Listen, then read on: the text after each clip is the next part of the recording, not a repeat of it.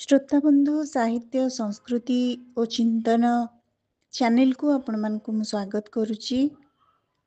सर्जनात्मक साहित्य क्षेत्र में किछि स्रष्टा और शिल्पी एभली अछंती जो माने अति नीरवता पूर्वक निज निज साधना रे निमग्न थांती। सेमानंकर नीरवतार अंतराल रे थाए निरवच्छिन्न साधना और उद्देश्य थाए समाज हित मंगल तथा संस्कृति परंपरार संरक्षण और मानवीय मूल्यबोधर स्थापन। श्रोताबंधु आज आमे एमिति जणे शिल्पी को शुणिबा जे अलाहाबाद बैंक रु मुख्य प्रबंधक भाव रे सेवानिवृत्त एवं सर्वदा साहित्य साधना रे व्यापृत श्रीयुक्त अर्जुनी चरण बेहेरा। श्रीयुक्त अर्जुनी चरण बेहेरा पिता केशव चरण बेहेरा एवं माता कुलमंडन करी जाजपुर जिलार दशरथपुर ब्लॉक अंतर्गत पथरपड़ा ग्राम रे भूमिष्ठ होइथिले। शिक्षागत योग्यता एमकॉम एमबीए सीए आईआईबी। श्रीयुक्त बेहेरांकर 2000 रु ऊर्ध्व आध्यात्मिक प्रकाशित लेखा सबू अच्छी, किंतु एहाकू प्रकाशित करिवार सुजोग से पाई नाहंती बोली कहंती। तेबे तांकर साहित्य साधना पछरे थिबा उद्देश्य को स्पष्ट करी से कहंती, साहित्य पठन मनन प्रति पिलादिनरु रुचि रहिछि, किंतु कोनोसी साहित्य सृष्टि व्यस्तबहुल जीवन रे संभव होई पारि नथिला। वर्तमान अवसर उपरांते परिणत बयस रे साहित्य सृष्टि रे व्रती होइछि। शिशु एवं आध्यात्मिक साहित्य मो रुचि। भगवान और माँ बीणापाणी को कृपारु ए जावत प्राय 2000 आध्यात्मिक प्रबंध आलेख्य कविता और शिशु कविता मु लिखि परिछि। सेथिरु कतिपय विभिन्न पत्र पत्रिका और संवादपत्र रे प्रकाशित। बेसी किछि आशा नहीं, उद्देश्य केवल हजि जाउथुबा आम साहित्य संस्कृतिर कथा लोकंक पाखरे पहुँचेबा।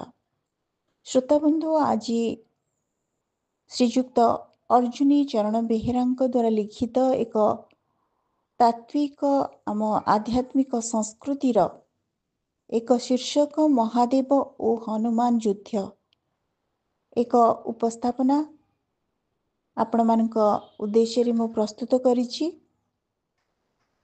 लेखक अर्जुनी चरण बेहेरा। लेखाटीर शीर्षक महादेव और हनुमान को युद्ध। लंकारे राम रावण युद्ध शेष हैला। प्रभु रावण निधन करी माँ सीता को उद्धार करी आनी अयोध्या सिंहासन रे अभिषिक्त हेले। किछि दिन अंते पुणी प्रजानुरंजक राजा राम लोक अपवाद शुणी माँ जानकी को विसर्जन कले। जानकी बिना प्रभु को चतुर्दिग शून्य लगुଥାଏ, तथापि भाई तथा अमात्य मानक साहाय्य रे प्रभु श्रीराम राज्य शासन सुचारू रूपे चलाई थांती। दिने महर्षि अगस्त्य आसी अयोध्या पहुंची श्रीराम को कहिले, तुमे तुमर सार्वभौमत्व प्रतिष्ठा पर एक अश्वमेध यज्ञ आयोजन कर। अगस्त्य उपदेश रे श्रीराम समस्त पारिषद और गुरु वशिष्ठ सहित परामर्श करी एक अश्वमेध यज्ञ करने निमंते सिद्धांत कले। यज्ञर आयोजन चलिला, किंतु जानकी नाहंती। एकांगी यज्ञ हेब किपरि? एणु स्थिर हैला जानकी एक सुवर्ण प्रतिमा निर्माण करी एही यज्ञ संपन्न हेब। लक्ष्मण रामଙ୍କ आदेश रे एक सुंदर श्वेत अश्व जोगाड़ करी आनिले। घोड़ा को सुंदर भाव सज करी छाड़ी दियागला समस्त देश भ्रमण पाई। अश्वर रक्षक भावे जाइथांती शत्रुघ्न और हनुमान। अश्वर ग्रीबारे चिठीटीए झुलु थाए, तहिरे लेखा जाई थाए, ए अश्व को जी बांधिब ताकू अश्वर रक्षक मानक सहित युद्ध करने पे पड़िबो। युद्ध रे जयलाभ कले जो राज्यरू ए अश्व आसीची से राज्य ताहार हेब, अन्यथा सी आमर वश्यता स्वीकार करिबो। यज्ञ अश्व चलिला। अनेक देश निर्विघ्न रे बुली बुली जाई देवपुर राज्य रे पहुंचिला। से राज्यर राजा थिले वीरमणि। से भगवान शिवंकर जणे एकनिष्ठ भक्त थिले और अत्यंत पराक्रमशाली थिले। ତାଙ୍କ ପୁଅ ରୁକ୍ମଙ୍ଗଦ ଯଜ୍ଞ ଅଶ୍ୱକୁ ଅଟକାଇ ଅଶ୍ୱରକ୍ଷକମାନଙ୍କୁ ଯୁଦ୍ଧ ପାଇଁ ଆହ୍ୱାନ କଲା। ଫଳରେ ସେମାନଙ୍କ ମଧ୍ୟରେ ଏକ ଭୟଙ୍କର ଯୁଦ୍ଧର ସୂତ୍ରପାତ ହେଲା। ସେହି ଯୁଦ୍ଧ ବହୁତ ଦିନ ଧରି ଚାଲିଲା। ଜଣାପଡ଼ୁଥାଏ ଯେପରି ଏ ଯୁଦ୍ଧ ଅନ୍ତ ହେବ ନାହିଁ। ରାଜା ବୀରମଣି ଶେଷକୁ କିଛି ଉପାୟ ନ ପାଇ ନିଜର ଇଷ୍ଟ ମହାଦେବଙ୍କ ଶରଣ ପଶିଲେ। ନିଜର ଭକ୍ତ ବିପଦରେ ପଡ଼ିଛି, ଏଣୁ ସାହାଯ୍ୟ ପାଇଁ ମହାଦେବ ଭୟଙ୍କର ବୀରଭଦ୍ର ରୂପରେ ରଣଭୂମିରେ ପ୍ରକଟ ହେଲେ। ବୀରଭଦ୍ର ଅଶ୍ୱରକ୍ଷକ ଅର୍ଦ୍ଧେକ ସୈନ୍ୟ ତାଙ୍କ ତ୍ରିଶୂଳ ପ୍ରହାରରେ ମାରି ପକାଇଲେ। ଅଶ୍ୱ ସାଙ୍ଗରେ ଥିବା ଭରତଙ୍କ ପୁତ୍ର ପୁଷ୍କଳ ମଧ୍ୟ ତାଙ୍କ ହସ୍ତରେ ନିହିତ ହେଲା। ଏହା ଶତ୍ରୁଘ୍ନ ଆଉ ସହିପାରିଲେ ନାହିଁ। ସେ ତାଙ୍କ ଅମୋଘ ବ୍ରହ୍ମାସ୍ତ୍ରକୁ ବୀରଭଦ୍ରଙ୍କ ଉପରେ ପ୍ରୟୋଗ କଲେ। ଏହା ଦେଖି ବୀରଭଦ୍ର ଶିବ ରୂପରେ ଉଭା ହେଲେ ଓ ତାଙ୍କର ବ୍ରହ୍ମଶିର ଅସ୍ତ୍ରକୁ ପ୍ରେରଣ କଲେ। ବ୍ରହ୍ମଶିର ଅସ୍ତ୍ରାଘାତରେ ଶତ୍ରୁଘ୍ନ ସଂଜ୍ଞା ହରାଇ ଭୂମି ଉପରେ ପଡ଼ିଗଲେ। ରାମସେନାଙ୍କ ଏପରି ବିପର୍ଯ୍ୟୟ ଦେଖି ହନୁମାନ ଯୁଦ୍ଧଭୂମିକୁ ଚାଲି ଆସି ଶିବଙ୍କ ରଥ ଉପରକୁ ଏକ ପ୍ରକାଣ୍ଡକାୟ ଶିଳା ନିକ୍ଷେପ କଲେ।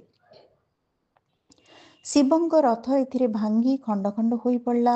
ଶିବଙ୍କୁ ରଥହୀନ ଦେଖି ନନ୍ଦୀ ଆସି ତାଙ୍କୁ ନିଜ ପୃଷ୍ଠରେ ଧାରଣ କଲେ। ହନୁମାନଙ୍କ ଆକ୍ରମଣରେ ଶଙ୍କର ଖୁବ୍ କ୍ରୋଧିତ ହୋଇ ତାଙ୍କ ତ୍ରିଶୂଳକୁ ହନୁମାନଙ୍କ ଉପରେ ନିକ୍ଷେପ କଲେ, କିନ୍ତୁ ହନୁମାନ ଏହାକୁ ଖେଳଣା ଭଳି ଭାଙ୍ଗି ଖଣ୍ଡ ଖଣ୍ଡ କରିଦେଲେ। ଶିବ ହନୁମାନଙ୍କ ରାମ ଭକ୍ତିରେ ମୋହିତ ହୋଇ ପଡ଼ିଥାନ୍ତି, କିନ୍ତୁ ନିଜ ଭକ୍ତକୁ ରକ୍ଷା କରିବା ପାଇଁ ସେ ଲଢ଼େଇ କରି ଚାଲିଥାନ୍ତି। ଶିବ ପୁଣି ଏକ ଶକ୍ତି ନିକ୍ଷେପ କଲେ। ସେହି ଶକ୍ତି ଯାଇ ହନୁମାନଙ୍କ ବକ୍ଷ ଦେଶରେ ଆଘାତ କଲା। ଏଥିରେ ହନୁମାନ ଖୁବ୍ ରାଗିଯାଇ ହୁଙ୍କାର ନାଦ କରି କହିଲେ, ଆରେ ତୁ କିଏ ରେ? ଆଜି ତୋର ନିସ୍ତାର ନାହିଁ। ତୋର ଏଡ଼େ ସାହସ, ମୋ ପ୍ରଭୁଙ୍କ ନିବାସ ସ୍ଥାନକୁ ତୁ ଆଘାତ କଲୁ। ହନୁମାନ ଏହା କହି ଏକ ବିରାଟ ବୃକ୍ଷ ଉପାଡ଼ି ଆଣି ଶିବଙ୍କ ବକ୍ଷ ଦେଶକୁ ଲକ୍ଷ୍ୟ କରି ଫିଙ୍ଗିଲେ। ଶିବଙ୍କ ବେକରେ ଗୁଡ଼େଇ ହୋଇ ରହିଥିବା ବାସୁକୀ ନାଗ ଏଥିରେ ଭୟାର୍ତ୍ତ ହୋଇ ନାଗଲୋକକୁ ପଳାୟନ କଲେ। ଶିବ ମନେ ମନେ ଭାବିଲେ, ନା, ଏ ଜିତେନ୍ଦ୍ରିୟ ରାମ ଭକ୍ତକୁ ପାରିବା ସମ୍ଭବ ନୁହଁ କି ସହଜ ନୁହଁ। ହନୁମାନଙ୍କୁ ସେ ଡାକି କହିଲେ, ବାବା, ମୁଁ ତୁମ ରାମ ଭକ୍ତିରେ ଖୁବ୍ ସନ୍ତୁଷ୍ଟ ହୋଇଛି। ତୁମେ କି ବର ଚାହୁଁଛ ମାଗ। ହନୁମାନ ଉତ୍ତର ଦେଇ କହିଲେ, ମୋର କିଛି ବର ଆବଶ୍ୟକ ନାହିଁ। ଆପଣ ଆଗେ ମୃତ ପୁଷ୍କଳଙ୍କୁ ବଞ୍ଚାଇ ଦିଅନ୍ତୁ ଏବଂ ସଂଜ୍ଞାହୀନ ଶତ୍ରୁଘ୍ନଙ୍କ ସଂଜ୍ଞା ଫେରାଇ ଦିଅନ୍ତୁ। ଶଙ୍କର କହିଲେ, ତାହେଲେ ତୁମେ ଏ ଦୁହିଁଙ୍କୁ ଉଠାଇ ଦ୍ରୋଣ ପର୍ବତକୁ ନେଇଯାଅ। ସେଠାରେ ଔଷଧି ପ୍ରଭାବରେ ସେମାନେ ନିଶ୍ଚୟ ଭଲ ହୋଇଯିବେ। ହନୁମାନ ଓ ଶିବଙ୍କ ଭିତରେ ଏପରି କଥୋପକଥନ ଚାଲିଥିଲା ବେଳେ ସେଠାରେ ପ୍ରକଟ ହେଲେ ପ୍ରଭୁ ଶ୍ରୀରାମ।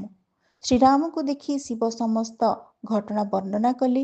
ଶିବ ପୁଣି ତାଙ୍କୁ କହିଲେ, ରାଜା ବୀରମଣି ମୋର ପରମ ଭକ୍ତ। ତାକୁ ଏବଂ ତାର ରାଜ୍ୟକୁ ରକ୍ଷା କରିବି ବୋଲି ମୁଁ ତାକୁ ଉଜ୍ଜୟିନୀ ମହାକାଳ ମନ୍ଦିରରେ ତା କଠୋର ତପସ୍ୟାରେ ସନ୍ତୁଷ୍ଟ ହୋଇ ବର ଦେଇଥିଲି। ଏଣୁ ତାକୁ ରକ୍ଷା କରିବା ପାଇଁ ଆପଣଙ୍କ ଯଜ୍ଞ ଅଶ୍ୱରକ୍ଷକଙ୍କ ସହ ମୋତେ ଯୁଦ୍ଧ କରିବାକୁ ପଡ଼ିଲା। ଏହି ସମୟରେ ପ୍ରଭୁ ହସି ହସି କହିଲେ, ଆପଣ ହେଉଛନ୍ତି ମୋ ଭକ୍ତ ଓ ମୁଁ ମଧ୍ୟ ଆପଣଙ୍କ ଭକ୍ତ। ଦେଖିବାକୁ ଗଲେ ଆମେ ଦୁହେଁ ଏକ ଓ ଅଭିନ୍ନ। ଯିଏ ଆପଣଙ୍କ ଭକ୍ତ ସିଏ ମଧ୍ୟ ମୋ ଭକ୍ତ, ମାତ୍ର ଅଜ୍ଞତାର ଲୋକେ ଏହାକୁ ଭିନ୍ନ ଦେଖନ୍ତି। ଶ୍ରୀରାମଙ୍କ କଥା ଶୁଣି ସମସ୍ତେ ଶାନ୍ତ ପଡ଼ିଗଲେ। ପ୍ରଭୁଙ୍କୁ ସମ୍ମୁଖରେ ଦେଖି ହନୁମାନ ବହୁ ଉଲ୍ଲସିତ ହେଲେ। ରାଜା ବୀରମଣି ନତମସ୍ତକରେ ପ୍ରଭୁଙ୍କ ବଶ୍ୟତା ମଧ୍ୟ ସ୍ୱୀକାର କଲେ। ମହା ଉଲ୍ଲାସରେ ପୁଣି ସେଠାରୁ ଯଜ୍ଞ ଅଶ୍ୱ ଅନ୍ୟ ଦେଶକୁ ଯାତ୍ରା କଲା। ଶ୍ରୀ ପଦ୍ମ ପୁରାଣରେ ଶିବ ଓ ହନୁମାନଙ୍କ ମଧ୍ୟରେ ସଂଘଟିତ ଏହି ରୋମାଞ୍ଚକର ଯୁଦ୍ଧର ଚମତ୍କାର ବର୍ଣ୍ଣନା ରହିଛି। ଶ୍ରୋତାବନ୍ଧୁ, ଆମେ ଆଜି ଶୁଣୁଥିଲେ ଜଣେ ସମର୍ପିତ ଶିଳ୍ପୀଙ୍କୁ, ଯିଏ ଆଧ୍ୟାତ୍ମିକ ପ୍ରଚାର ପ୍ରସାର ନିମନ୍ତେ ଆମ ପରମ୍ପରାର ସଂରକ୍ଷଣ ନିମନ୍ତେ ଆଣ୍ଟ ବାନ୍ଧିଛନ୍ତି ଏବଂ ଆଜି ଆମ ଚ୍ୟାନେଲ ମାଧ୍ୟମରେ ତାଙ୍କୁ ଆମର ଏଇଟା ଗୋଟେ ଭକ୍ତିପୂତ ନୈବେଦ୍ୟ ଯେ ତାଙ୍କର ଏଇ ଯେଉଁ ଇଚ୍ଛାକୁ ଆମେ ଆଉ ଟିକେ ଆଗେଇ ନେବା ପାଇଁ ଚେଷ୍ଟା କରିଛୁ ଆମ ଚ୍ୟାନେଲ ମାଧ୍ୟମରେ। ଆଜିର ଶୀର୍ଷକ ଥିଲା ମହାଦେବ ଓ ହନୁମାନଙ୍କ ଯୁଦ୍ଧ। ଆଲେଖ୍ୟଟି ଲେଖିଥିଲେ ଶ୍ରୀଯୁକ୍ତ ଅର୍ଜୁନୀ ଚରଣ ବେହେରା। ଆଜିର ଏଇ ପ୍ରସଙ୍ଗଟି ଆପଣମାନଙ୍କୁ କେମିତି ଲାଗିଲା, ଆପଣମାନଙ୍କର ମତାମତ ଅପେକ୍ଷାରେ ରହୁଛି। ଧନ୍ୟବାଦ।